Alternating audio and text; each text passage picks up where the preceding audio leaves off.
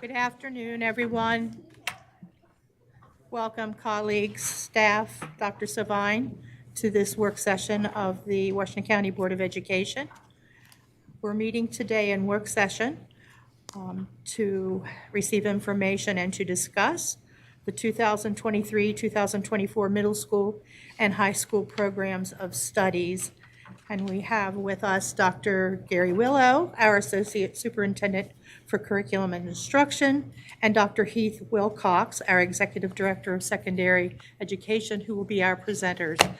I've asked Dr. Wilcox and Dr. Willow about questions should they arise, and I've been told that we should feel free to ask them as we go along in the presentation, so there's no need to try to remember your question till the end. So with that, Dr. Willow. Thank you, President Williams, members of the board, Dr. Sovine. President Williams, you opened it up perfectly. We want this to be a conversation. Typically, we would do a program of studies through curriculum and instruction, but due to the changes with the implementation of the blueprint law, we felt it was important to have the entire board present to be able to get this update on the program of studies. So again, feel free to ask questions. We want this to be a dialogue. Today, you are not approving anything. This is, again, opportunity for feedback. We will then bring back any changes in front of the full board in January. So, again, we appreciate you being here, and we're going to start with Dr. Wilcox talking about graduation requirements. Good afternoon. We wanted to start with a reminder. There are no changes to the number of credits that we require for graduation here in Washington County. So students still need to earn 24 credits, and they need to earn 24 of the right credits, which are the 4 in English, the 4 in math, 3 science, 3 social studies, and then the PE, health, fine arts, technology, and 6 elective credits. Students, when they graduate, also need to have a completer. They have 2 options for a completer. One is the University of Maryland completer, and the other is a CTE completer. The University of Maryland completer is where students earn at least 2 credits of world language in the same language. They also earn 4 math credits. One must be taken each year, and they must include Algebra 1, Geometry, and Algebra 2. And then for those students who have finished Algebra 2 before their senior year, they need to take a math course that utilizes non-trivial algebra. For CTE completers, there's a range of different areas that students can get a CTE completer in, and those areas range in credits from 3 credits up until 12 credits based on the pathway the student has chosen. Next, some information about MCAP, or the Maryland Comprehensive Assessment Program.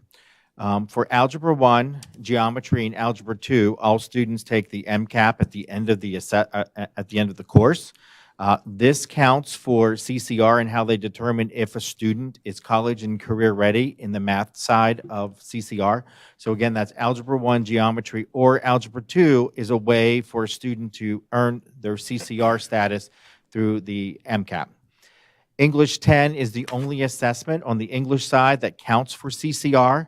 And again, both of the Algebra, Geometry, Algebra 2, and the English 10 also show up on the Maryland report card for our high schools, and that is data that is based off of the senior cohort. Slight change for MCAP for end-of-course assessments for life science and for government.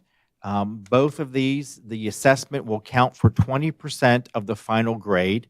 So for life science, Maryland Integrated Science Assessment, or known as MESA, 20% of the test will count for our 9th graders beginning next year who are in honors biology. And this is one of those assessment requirements that is cohorted. So when students in 9th grade take honors biology, the 20% will count in their final grade. The rest of our students in 10th grade who take on-grade biology, that is when the assessment will count in their final grade. So the assessment is added as students progress through high school, beginning with next year's 9th grade class. The same applies for government. The government exam will count for 20% of the final grade in American government, and this will begin with the ninth grade cohort next year in the 23-24 school year. And students will traditionally take honors government or American government during their sophomore year, which would be the 24-25 school year.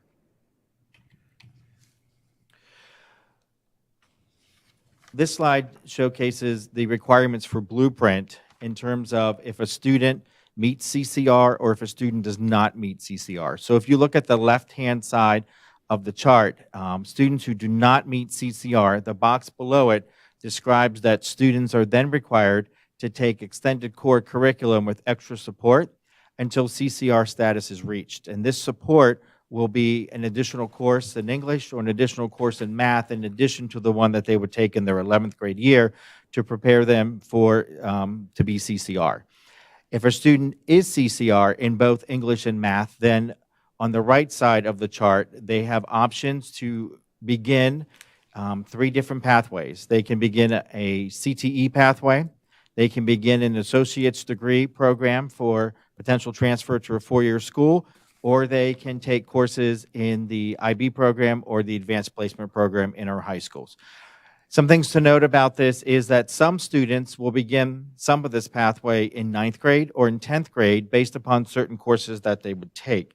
So for example, students who take AP US History, which is some of our 9th graders, would begin to earn some college credit. In addition, students who take upper level world languages like in 9th grade will also begin to earn some of the college credits that are available in the course of studies. And I'll probably elaborate a little bit on this slide because it can be confusing. So when you look at those 3 pathways, the pathways for an associate's degree for AP, IB, CTE are not set that I can only choose one. You can have CTE courses while taking AP courses or dual credit courses. In fact, when you look at our program of studies later on, you're actually going to see that our team designed it to maximize the opportunities for students. The other point that I want to make about this slide is that students still have the opportunity to begin AP, IB, dual credit, CTE pathways before they are CCR. I can't hold a student back from doing that. But as Dr. Wilcox noted, the key is that I've got to provide those students that are not CCR with additional support to help close those gaps in order to help them with the math and English skills that are necessary. So I don't want anyone here thinking, well, they won't be able to take CTE courses or AP or IB or dual credit. Those options are still available for our students. And the last thing that I would make about this slide is that while Dr. Wilcox mentioned one pathway during the day, taking an extra math or English class, potentially to help you get caught up, we also have opportunities built in potentially over the summer, before school, after school. The idea is that it's individualized for each student to be able to meet their needs. Sorry to interrupt, do we have any idea how many of our students would be in that bucket that does not meet the CCR? And do we also have any idea of what that may look like for staffing in the future? So historically, and we have not seen MCAP data yet because of last year's MCAP data was a new assessment, new scoring system. We anticipate MCAP data coming back in January, so we'd actually be able to give you a much clearer picture in January. Historically, it's about 40 to 50% for English 10. When we look at actually English across the board, it's higher for English 10. I would say as high as 60% for English 10 pass. So the question is those other 40%. For algebra, geometry, and algebra 2, it's a little harder because the state has said that you have to pass one of those. The idea being that in the past for CCR, only algebra 2 counted. Now a passing score on algebra, geometry, or algebra 2 currently makes you CCR. Mr. Evans, you brought up a good point, and that is this idea of CCR, and the state is looking at other ways that a student might become CCR, such as GPA. In the past, we've used SAT, CTE completer status. The law as written only counts MCAP assessments right now, but there is a group at the state level that was required to examine data from all of our graduates across the state and determine other indicators of what makes a student CCR. I think it's also important to note that a student could CCR in English, but not in math, or vice versa, or in both in the first take. Other blueprint requirements. WCPS will cover the cost of all AP and IB testing fees beginning next school year. In addition, Hagerstown Community College will reduce the cost of tuition to WCPS by 25%. Because WCPS will cover the cost of college tuition and the cost of instructional materials and books for students beginning next school year fully. And that is required by law. The discount given by HCC, the cost of AP, IB testing materials, and the cost of tuition and instructional materials. If you remember back, I think we did a presentation back in June when we looked at Blueprint and the requirements and the cost. This is something that we had added to the budget as a conversation because currently we pay for 50% of AP IB exams. And if you're a free and reduced student, tuition is covered, but students pay right now all of those other fees that are, if they're not free and reduced meals. So that will be a significant increase in our budget. Okay, so we're going to slide into the program of studies where typically I outline new opportunities. And we have a number of new opportunities to discuss today, but we'll start with AP, which is through the College Board, our advanced placement opportunities. There is a new AP pre-calculus class. It stays optional. You'll see where it fits in when we get to the math pathways, but it's an exciting opportunity for our students that envision completing in calculus, going into whether it's calculus AP, AB, or BC, or even looking at some of the calculus courses out at Hagerstown Community College. This is a great pathway to prepare students for that, but it's also a great opportunity for students, even if they don't foresee themselves going into AP Calculus. This is a good college level course that'll prepare you for four-year math courses at our four-year universities, and you could easily branch off. And again, when we get to math, I'll show you the different options. The other thing that I think is really exciting is that we have AP Seminar. That has been offered at Clear Spring High School in the past. This is a little different though. It's made specifically for 10th graders, and it meets the Maryland State Department of Education approved it as an option for English 10. So for our students that again see themselves going into a four-year pathway, great opportunity for AP Seminar in 10th grade, and you can branch off in a number of different directions then for your 11th and 12th grade year. So we wanted board members to be aware of these two new AP opportunities. Can I ask, what's the difference between a seminar and other types of classes? Well, I'm going to actually invite Melissa Klauser up to the table just to talk a little bit about that AP Seminar class because she's done a lot of research on it and has talked with our team about it. So.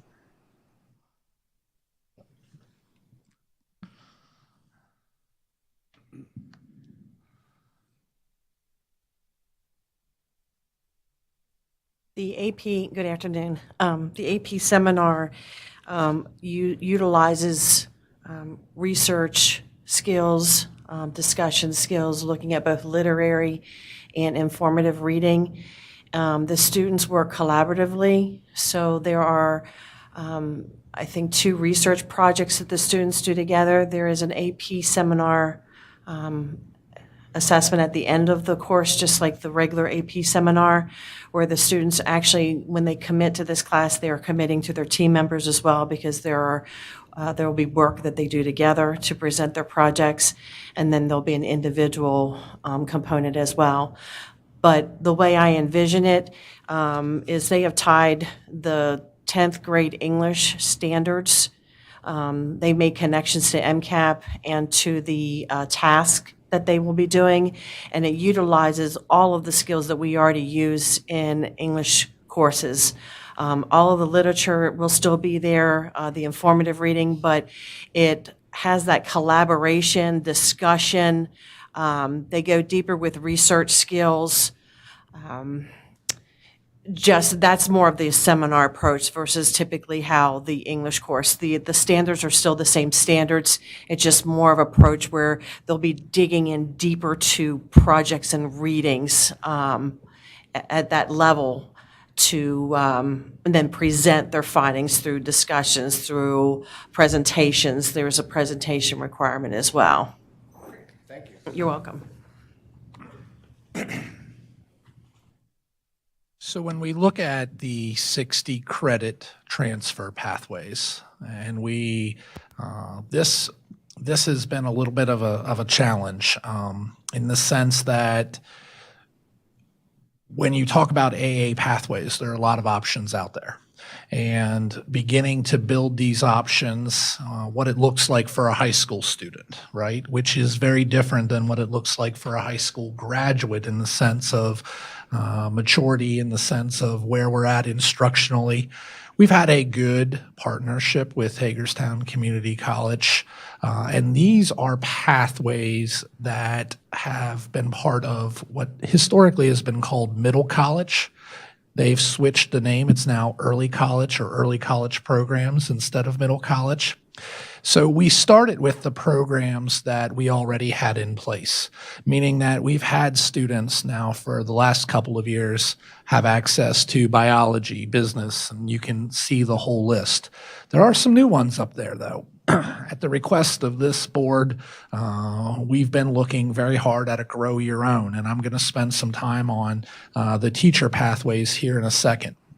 But the idea behind these early college 60 credit transfer pathways, for some students attending Hagerstown Community College is a wonderful opportunity, and it's right for them, meaning they have the skill set, not just academically, but organizational skills, time management skills. They're ready to walk onto a college campus and be successful. But I'm going to say, the majority of our high school students, they need more support still in high school. So what we attempted to do was have college dual credit options in all of our high schools that our teachers would have the ability to teach, so that students would have the opportunity to take these dual credit courses and not have to leave the building if they chose to stay. And I think that's important, right? Because what does the typical high school have that maybe we don't have at Hagerstown Community College? Counselors, social workers, our teachers. When you can do it in the building, you have the opportunity to instruct students 5 days a week versus 2 days a week out at the community college. Again, it's not about one being better than the other. It's really about what's best for each student. So while we may not have every course offered in our buildings that a student may be interested in, what we will have are a number of courses. And when we go through the pathways, you'll see that we've starred, it's actually a hand clasp or handshake symbol that represents dual credit. So these pathways are where we're starting with Hagerstown Community College because we already had them in place. I foresee this list continuing to expand. The key is with these college credit transfer pathways is that we want to complement each other. It's really not about a competition of where kids go. We want to complement. If we're able to offer this course here versus at the college, it gives our students more opportunity, more choices. So we're very excited to be able to offer these pathways. Again, not just at Hagerstown Community College, but also you'll see these courses are offered in our buildings, giving students a choice. If I look at this dual credit, and let me, before I get to that slide, talk about the other pathways. The law talks about CTE pathways as well. Again, in the spirit of not competing, what are things that we've started to build, partnerships that we have in place that we can capitalize on? Last year, you approved a CDL program. Why? Because we have a need for drivers, and that's at Williamsport High School. There is a huge need for certified nursing assistants. We have an opportunity potentially, and it's in red for a reason, where our juniors in 2 programs, one at Smithsburg and one at Boonesboro, would have the opportunity to become certified nursing assistants at the end of their junior year, and potentially apprentice at Maryland, at Meritus or one of our nursing homes that have a huge demand their senior year.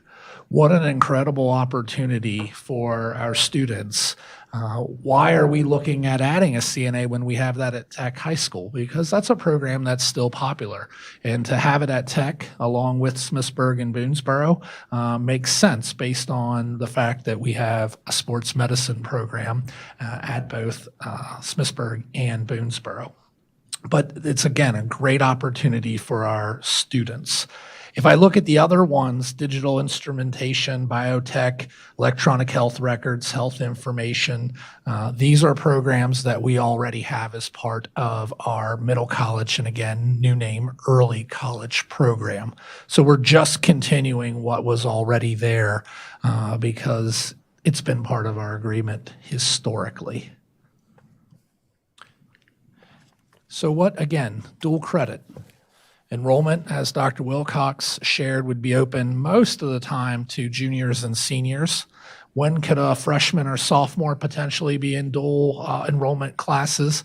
It is possible for AP US History, and that is a 9th grade class for some, an 11th grade class for others, depending on the pathway a student chooses. And then you will probably see dual credit classes in world language sooner because of the world language programs that we have in our middle schools. We wanted to make sure, as I shared, dual credit was open to all students. So courses can be taken at the high school. The goal is to be able to offer the courses students are interested in. Does that mean I'll have every course available at the high school a student wants? No, because we don't have that capabilities right now. We often will look at course request numbers and decide what courses run based on interest. But there are a number of opportunities that we think can be at our high schools, including Hancock and Clear Spring. There's an opportunity to take advantage of some of the technology that we learned during the pandemic and make sure that even our smaller schools have access to these courses. We also see students having the option. The law allows them to go out to HCC and take their junior and senior courses there. That's been happening as part of early college, but there's nothing that stops a student for now saying, I'm going to go and enroll in courses at HCC and count them toward high school. And again, for some students, that might be an exciting pathway for them, something that they're prepared for. But we want to make sure we have these opportunities in our building so that we're able to provide those additional supports for students. All dual credits courses are transcribed, regardless of where the student takes the course. And that again goes back to whether it's in our building, whether it's out at HCC, or what we have right now. We have a number of students that leave school early around lunchtime, seniors in particular, and they're out taking what we used to call those essence courses. A lot of them are now virtual, and so students end up going home and taking those courses for college credit. And again, for virtual, that's a great option for some students. So our hope is that our schools, working with our counselors, our principals, our teachers, working with HCC, that we're able to offer as many opportunities as possible, but within reason. And so there might be a time where this board, we have to look more at what additional courses that we need to offer at a school based on request and interest. All right, so I want to talk a little bit about the teacher pathway.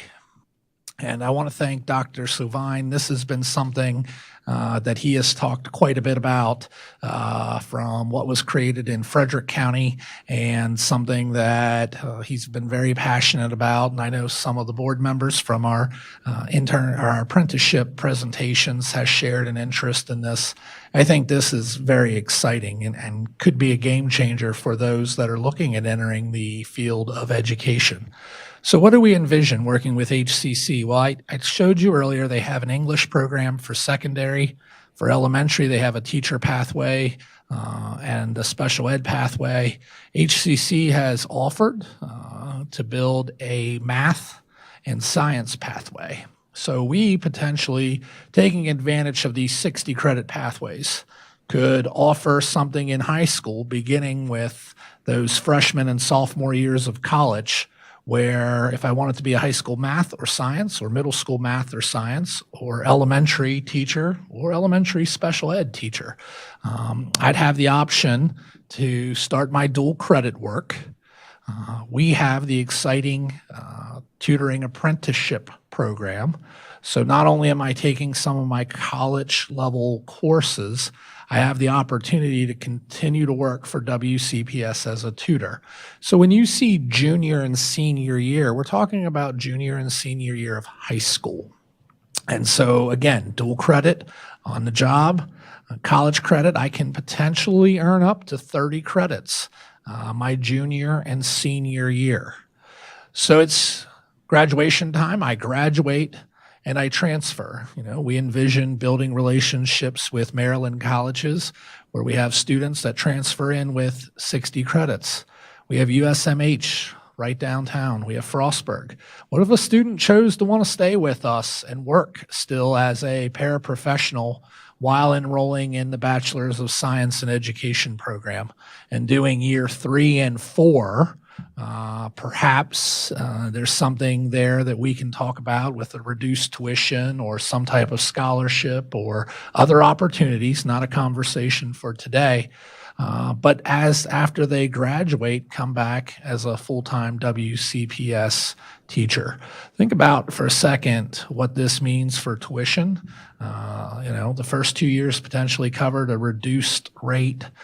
I'm not saying this pathway is for everyone, but I will tell you, if you've had the opportunity to go out and talk with our apprentices at the elementary school, our tutoring apprentices, many of them are very excited. Some are going to enter a paraprofessional pathway. Some have said, I want to be a teacher. And so why couldn't we take advantage of the blueprint to benefit us and potentially even come up with some ways to ensure they come back to us as teachers. It's truly a grow your own if you think about it for teachers. But just as easy as we made a teacher pathway, I could easily make this a paraprofessional pathway that allows the student where it stops at senior year to then go and become a paraprofessional. So I see a number of opportunities, and it's very exciting. It's one of the things that I think we're most excited about when we talk about these grow your own programs. Okay, we're going to get into the pathways. Now, if you're following along in your book, it's much easier to see than obviously in the presentation. Just a couple things that I'd highlight quickly as we go through some of these pathways. When you see an option for English and you see pathway 1, 2, and then electives, it doesn't mean that if I start on pathway 1, I can't go to pathway 2. You're not locked in step. If I start in English 9, then I automatically must go to English 10. No, if I start in English 9 and I have a really good experience and I want to potentially challenge myself, I could easily have that conversation with my counselor, my principal, when I go to schedule, and I could go from English 9 to Honors English 10. So I don't want parents that are listening or staff that are listening to think think that you can't move one way or the other. You'll see that is pretty consistent with English and social studies, that flexibility. Math and science, sometimes not as much, just because of the required courses. If I start with algebra, I have to go to geometry next. So there's not always as much flexibility, but even within those pathways, you'll still see some flexibility. So when you look here, you'll see must choose one, 9th grade, must choose one, 10th grade. But then in 11th and 12th grade, the options start to grow considerably. This is an example of what we've talked about with dual credit. So when you see the handshake, and you'll see it next to English composition, I keep going down, advanced English comp, that's English 101, English 102, technical writing. And so how did we determine? Well, it also says honors English. What does that mean? Our staff have been working with HCC staff for now probably over a year. And what we did was we looked at our curriculum standards versus Hagerstown Community College curriculum standards. And when there was alignment, we made it a dual credit course. Our Honors English 11 and our Honors English 12 align to English 101 and 102. And so that's why, and somebody might say, well, why didn't you align it to AP? Sometimes there was an alignment there, and again, the key is for when we look at, we have to follow the HCC curriculum because the HCC curriculum is what determines college credit. If we steer off of that, it could make it harder for a student to transfer then to a 4-year university or college because it's no longer a college credit. So when we're talking about college credits, we're talking about college curriculum that then allows the student to have the opportunity to potentially transfer in-state. If we look at math pathways, you'll see that there are 4 different pathways. There's some confusion sometimes around Algebra 2. Some of you, I think, have asked me in the past, is Algebra 2 a graduation requirement? And Dr. Wilcox shared, yes, if you want to be a University of Maryland completer. But what we wanted to show you, as you look across these pathways, there are options for students that do not see themselves going to the University of Maryland, a 4-year college. We also wanted to point out that when you look at these options, that financial literacy is alive and well in our county. Not only is it a standalone course that students have the option to take their junior and senior year, Miss Seiler, Brittany Miller, who's behind me, Miss Miller, have also added a quantitative reasoning class, which is also a financial literacy option. It is a dual credit class. But we see a lot of students that will go into that math course that do not necessarily sometimes see maybe a 4-year option, might be looking at a 2-year program or something that allows them to go out and explore other options, or perhaps they're going to a 4-year school but not looking at continuing with something that requires math, for example, history major or something that doesn't require that pre-calculus pathway. So I think we're very encouraged. I think counselors were excited when we shared these pathways last night, that there's now even greater flexibility for students with the math curriculum. And again, science, same concept, following the courses. The science requirements at the state level, we do have to touch in on life science, earth space science, and chemistry, physics. And so what you'll see here is, again, the pathways. So to Dr. Wilcox's point, when I get into honors biology and I start that in 9th grade as pathway 2, everybody takes biology, whether it's in honors in 9th grade or biology in 10th grade. You can see that those pathways are listed out.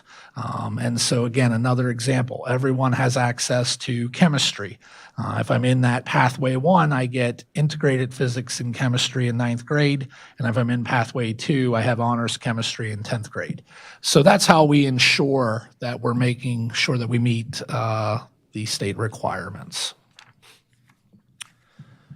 And again, social studies. The social studies requirements stay the same as Dr. Wilcox shared: U.S. Studies, American Government, World History. There are different levels of all three of those courses. And I would add that we were very fortunate. Mr. Berman, Ms. Pumphrey, who are behind me, did an excellent job working with Hagerstown Community College. And you can see that a number of our social studies classes that we have built transfer and will count as dual credit. So again, opportunities for students during the school day using WCPS teachers, but in no way discouraging students that want to go out and take advantage of opportunities at HCC. Okay, the electives. As you can see, we attempted to be well-rounded. We have arts. For dance, Dr. Wilcox shared that he's an expert in modern dancing. So if any of you want to know more about BISFA 118, he's willing to do a demonstration after this presentation. But you'll also see that there's music, there's theater. I'm going to skip American Sign Language just for a second. We also ensured, working with HCC, that our level 4 French, German, Japanese, Latin, and Spanish would also count for dual credit. So again, opportunities for students within our building. When they take Spanish 4, they'll have the opportunity for that to transfer our job to be on their college transcript as well. And we're very, very excited about those opportunities. So American Sign Language, something that we had talked about wanting to add to this program of studies. And so right now, that is paired with HCC. They offer American Sign Language 101, 102. They have a teacher that instructs virtually, and that's just the way that American Sign Language has been conducted. Our students would have the opportunity, regardless of which high school they attend, to participate in American Sign Language. And we would work with HCC through that. The only other option would be to look at new staffing or additional staffing to put in our buildings, but that would be much more challenging because of all of the high schools. This opportunity does exist, and it does, again, ASL 101, 102 count for college credit, and it also meets the graduation requirements for University of Maryland. So we have that going for us. We want to continue to explore that because when we were designing these, again, the goal was to make sure that all students had as much access and opportunity as possible. So we're very excited about that. Gary, can I ask? Yes. Does that also apply for kids who are taking Japanese? Is that locked to one high school, or can they? So that's locked into more of where I currently attend. So, for example, principals in conjunction with Ms. Moore right now work through the different languages they want to offer. Now, as a former principal of Smithsburg High School, I had students that would come out and apply for special permission because they wanted to be part of Latin. And I know Dr. Kahanick at Boonesboro has the same thing with Japanese. So you're not, I can't say that you don't have the opportunity, but it's not the same opportunity as obviously having it within your home school. But that's always been the case. So at Smithsburg, it was Spanish or Latin. But if I went to Williamsport, I would have had Spanish and German and French. So it's always been a little bit different based on world languages. Now, a student could also theoretically go out and take French, German, or Spanish at Hagerstown Community College and also get credit. They're designing, in conjunction with Ms. Paula Moore, who's behind me, is helping them write curriculum because Hagerstown Community College has not historically offered Japanese or Latin. So this is a new opportunity for us to partner with them. But we felt it was important if you were going to offer college credit for French, Spanish, and German, you would destroy potentially Latin and Japanese if you didn't build those programs as well. And so the thought was, regardless of which language you choose, they should lead to similar outcomes in terms of college credit. Thank you. Dr. Willow, what are the requirements for high school teachers teaching dual credit courses? I know there was talk about that years ago, and I can't remember the whole discussion back then, but In most cases right now, and this is something that we're still working on with Hagerstown Community College, but in most cases, it's a bachelor's degree in the content area, meaning what we had to be certified, and a master's degree in anything. So if I have a master's in education and have my bachelor's degree in, I'll use Spanish world language as an example, I'm good. That has been standard, is that the master's degree is required. In fact, the 1,800 students that we currently have in dual credit classes throughout the county, in most cases, we have a master's degree. I will share this with the board. This is important to us, and you know, in our conversations with Hagerstown Community College, we've been very upfront that these options need to be available in our buildings, and our teachers need to be able to teach these courses. We want to make that partnership work with Hagerstown Community College. We see a lot of value working with them, but the law doesn't preclude us from working with other colleges if we can't make this work. It is important that our students, from my opinion, from an equity lens, just that where Hagerstown Community College is located, that all students, regardless of where I attend high school, have an option to take some of these courses. And I can promise you, Mr. Stauffer, as we work through this, that'll be something that we continue to have conversations around. We feel pretty good where we're at right now, but there are still opportunities. And again, we think very highly of our WCPS teachers. We believe that even though some of these courses are new, our teachers are very capable of teaching these dual credit courses. and what staffing problems are there, if any, in offering all these different pathways and courses and so forth for us? It really depends. It's on a case by case. What we've offered to do is go out and sit with principals, sit with the scheduling teams, work through. Dr. Wilcox has made that offer. I've made that offer. So English, if you think about, give you an example, if you think about college classes, they tend to be semesterized, right? We take 5 classes in the fall semester, 5 classes in the spring semester. So when you look at some of our dual credit courses, you're going to see a lot more of them became semesterized because we're following a college schedule. And what that means is you might have the teacher 5 days a week with us, or you're going out to HCC and you're getting the teacher 2 days a week. And you have more work, obviously, to do outside of the class. That's a little different than what we've historically have done with, you know, our 11th and 12th grade English classes. They're year long. So in some ways, it gives the principal some flexibility to open up schedules. It takes advantage of the 8-period day that we implemented last year. It allows us to block when need be. But there might be some circumstances, Mr. Stauffer, where we're a teacher short or we don't have a teacher to teach a particular class. Some of the options that exist when that's the case, we could work to come back to the board and obviously look at potentially adding a position. We could look at taking advantage of virtual technology, which we've used in the past, obviously, through the pandemic. HCC has also offered, which is not uncommon in the sense that they're teaching our students when they go out to campus. If we're in a bind, there's nothing that prevents potentially for them to have a college professor go and teach on site when needed, again, depending on the course and the requirements. That's what's going to make it a little messy, Mr. Stauffer, year one. I mean, the idea here is that, you know, this is going to be a growing year as we try to implement Blueprint. And I don't think we're going to get it perfect. But I do think this is a good thing for students. We've said all along it would be easier just to send everybody to HCC that wants to access one of these pathways. Easier doesn't make it better, though. And for our students who have access to our teachers, our staff, our principals in an environment that we have more control over, I still believe, we still believe, is going to be the best course of action for most students.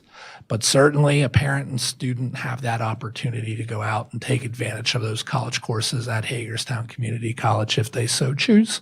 And that's what makes this nice or best of both worlds, doing a little bit of both, taking advantage of some classes in our building, but also taking advantage of classes in the afternoon out there. Doesn't prevent a student also from taking advantage of these courses in the summer out at HCC. The law says up to 60 credits. We will not pay above 60 credits, but we do have to pay up to 60 credits.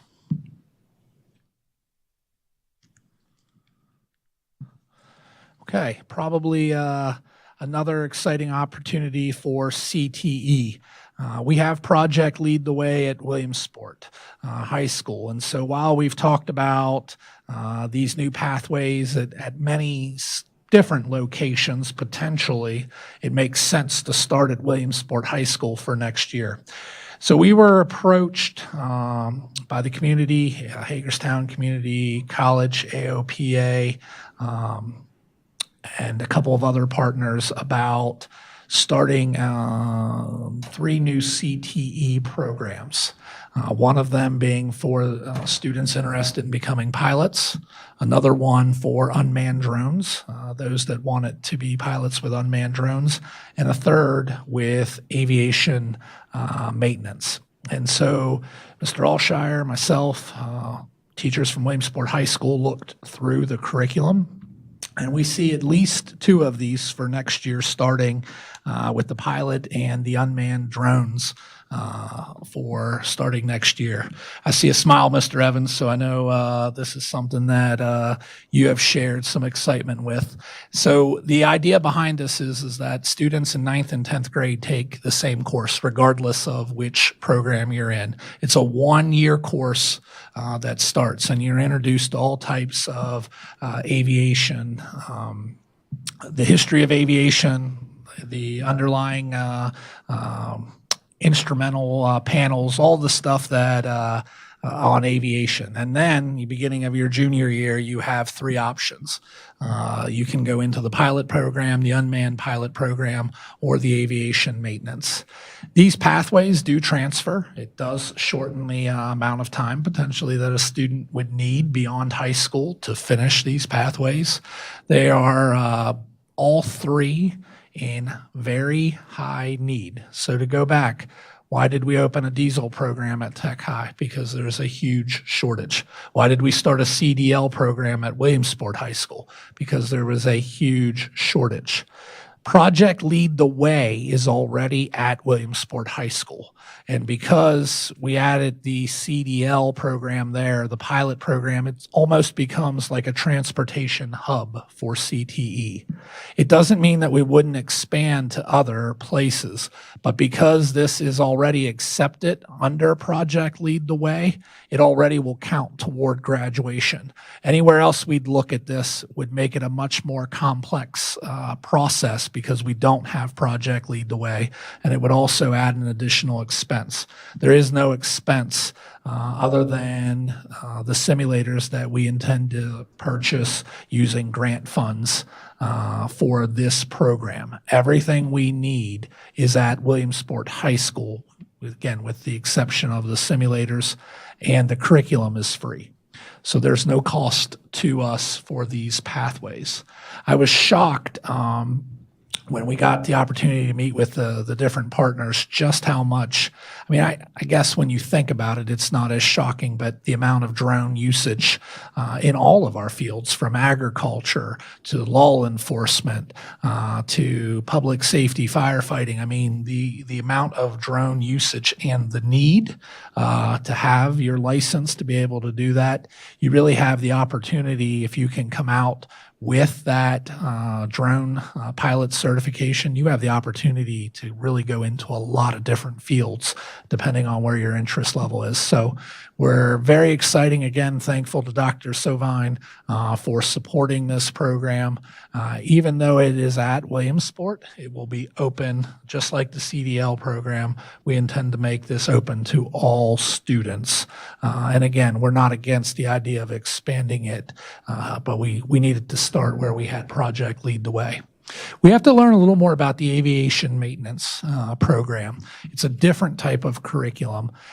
I'm not in a rush because we have this opportunity. You can see the course. If we start with 9th graders next year, we're not starting this course for 2 more years. But I wanted the board members to sort of see where we were heading with it so you could see that connection. But we do need to learn a little bit more. And so when you go through your program of studies, you won't see the aviation maintenance courses yet. You'll see the other ones because we want to make sure that we're actually able to carry that out and that we're in a good place to teach that course. Okay. Are there any other questions on the high school program of studies? I actually have one. I was actually approached by a fellow who works for a company called BG Services yesterday, and he was talking, and they do HVAC, and he's talking about the difficulty they had with hiring people in that area. As you talk about other critical shortages, he's not the only one that I've spoken with that does something like that they're struggling with. Is there a possibility that maybe we can partner with HCC or add another tech program? I know it's a lot easier said than done. Actually, it's even easier now with Blueprint. Probably, and I didn't get too much into this presentation today, we'll talk more at curriculum and instruction, but CTE pathways where we're used to thinking of 3 or 4 courses in a row are probably going to fade away in some areas. And what you're seeing is more of this idea of an apprenticeship. And so what we did this past summer, for example, is when we have a group, an employer that's interested, we can run a one-off course, so a training over the summer on HVAC. Whether we use them as the training body or we use one of our teachers or the Bar Institute or someone at Tech High, depending again on the level of instruction. Students complete that related instruction, Mr. Evans, and then they're actually able to go out and work as an apprentice. They don't need 4 courses in HVAC.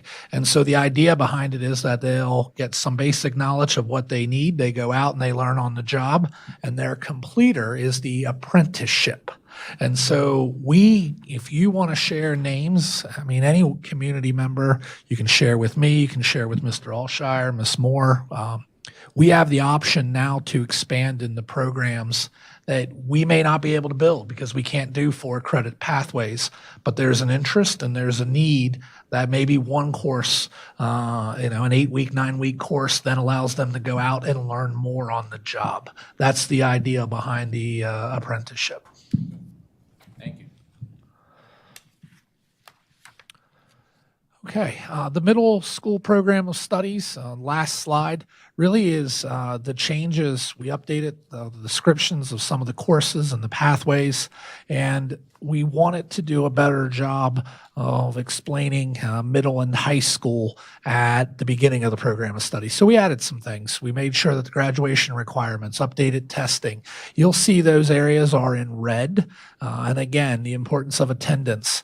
The thought process would be if I was new to middle school, what would I want to know as a parent? And we attempted to add as much of that as possible to the beginning of the program of studies. Other than that, there are no changes, no new courses, no curriculum updates. If curriculum was to be updated for some reason, we would obviously work through curriculum and instruction. But at this point, the middle school program of studies will stay the same.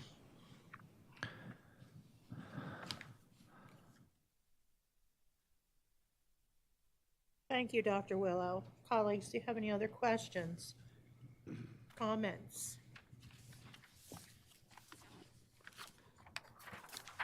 Thank you, Dr. Wilcox. Dr. Savine, anything that you would like to? President Williams, Conversation. I just want to express my appreciation to Dr. Willow, Dr. Wilcox. Just a point of emphasis. You just heard the new offerings in terms of aviation with the pilot program last year. Also, being good partners with Meritus, recognizing the need for more CNAs. You can see how we have listened to our area partners, and our commitment to innovation and addressing local needs are clearly within this program of studies. But there's a lot of work that has gone into this, and I just want to thank our team for embracing innovation and creating great opportunities for our students to stay here locally and address needs. And I'd like to just piggyback on that. This program of studies was probably one of the more challenging ones when we look at Blueprint. A lot of times it's what programs do we want to add? What courses do we want to add? The people sitting behind me, if it would not have been for them and the work that they've put in with Hagerstown Community College, the work that they've put in with the communities, the businesses, I would not be able to present you this program of studies. So the people behind us really get the gratitude and the thank you. So. Dr. Willow, I'm sitting here and I'm thinking if someone were to offer me the opportunity to enter a time machine and go back and repeat my high school experience, prior to today, I would have said no thank you. But looking at the opportunities that we're providing the students of Washington County, I might have a little more think time and say, yes, indeed, I'd like the opportunity to go back and take advantage of what we have now in Washington County. Thank you. Looking forward to the 2022-2023 school year. So thank you, Dr. Savine, for your leadership with making the additions happen. Thank you, staff, for your hard work. Thank you, President Williams, and I also be remiss if I didn't mention our world languages. Definitely like the addition of American Sign Language, but you look at 6 different languages offered here, plenty of choice for our students in a multitude of pathways with the languages. Colleagues, it looks like we've ended on time. If there are no further questions, we will bring this work session to an end. Thank you. Thank you. Thank you again.